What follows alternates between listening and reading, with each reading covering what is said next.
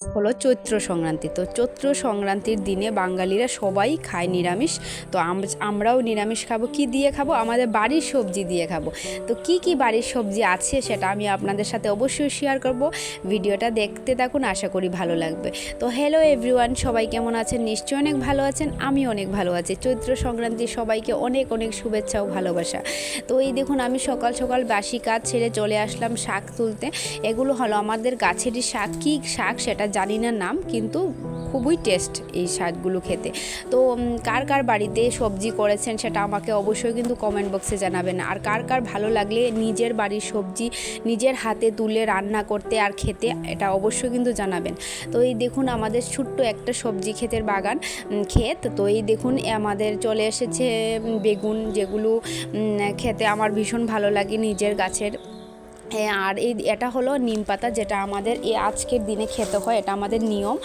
আর এটা হলো কুমড়ো, একটা মিষ্টি কুমড়োর গাছ। এটার পাতা দিয়েও অনেক কিছু খাওয়া যায়, ভর্তা খাওয়া যায়, অনেক কিছু খাওয়া যায়। যারা যারা জানেন অবশ্যই বলবেন কি কি খাওয়া যায়।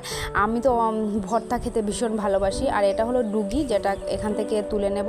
আর এইটা হলো পেঁপে গাছ, একটা ভাঙার পেঁপে গাছ। এটা থেকে এখন একটাই পেঁপে আছে, এটা তুলে নেব। আর এটা ঢেঁড়স গাছ, ছোট্ট হয়ে রয়েছে, এখনও এসেছে ছোটো ছোটো, কিছুদিনের মধ্যেই বড় হয়ে যাবে। আর ঢেঁড়স এমন একটা জিনিস যেটা কিছুদিন পরে পরেই খাওয়া যায়, কেননা কয়েকটা গাছ থাকলেই হয়। নিজের গাছের সবজি খেতে আনন্দটাই আলাদা। আর নিজের হাতে এগুলোকে পেরে নিজে কেটে নিজে রান্না করাটা, এটার মজাটাই আলাদা। যারা যারা বাগান করতে ভালোবাসেন বা সবজি করতে ভালোবাসেন, আর যার বাড়িতে সবজি ক্ষেত আছে তারাই বুঝতে পারবেন, ছোট্টখাটো সবজি ক্ষেত যারা আছে তারাই বুঝতে পারবেন যে এর মজাটা কত আলাদা। আর এই দেখুন, আরেকটা জিনিস, সেটা হলো টমেটো, যেটা আমার ভীষণ প্রিয়। তো এই দেখুন, এই থেকে আমি নিয়ে নেব কিছু টমেটো। আর এগুলোর মধ্যে কিছুটা নষ্ট হয়ে গেছে, বৃষ্টির জল পড়লে তো নষ্টই হয়ে যায়। তো তার থেকে আমি কিছুটা বেছে নিয়ে নেব। আর সবচেয়ে ভাল লাগছে একটা জিনিস, দেখবেন সেটা কি জানেন? তো দেখুন, এই দেখুন রসগোল্লা, এত কিউট, এত সুন্দর লাল হয়ে আছে। আমার তো এগুলোকে দেখে এত কিউট লাগলো, কি আর মনে হচ্ছে না খেতে, মনে হচ্ছে না ইস কী সুন্দর, এগুলো কি মনে হচ্ছে বুঝাতে পারবো না। এটা হলো আমার একটা ছোট্ট একটা বেগুন ক্ষেত। এটা কি বেগুন, দেশি বেগুন না, এটা কি গুলুগুলু বেগুন, নাম জানি না। তো যাই হোক, এটা আমার শ্বশুরমশাই লাগিয়েছেন। আর এটার মিষ্টি কুমড়ের চারাও এখানে আছে, ভীষণ বড় বড় পাতা।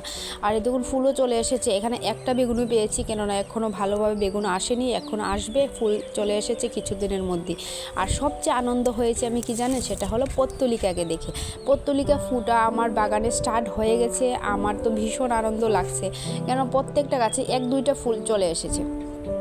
তো আজকার দিনটা কি কার কার কেমন কাটিয়েছেন আমাকে অবশ্যই কিন্তু কমেন্ট বক্সে জানাবেন, কেননা আপনাদের কমেন্ট দেখে সত্যি ভীষণ ভালো লাগে। এত সুন্দর সুন্দর কমেন্ট আপনারা করেন, ভালো লাগে।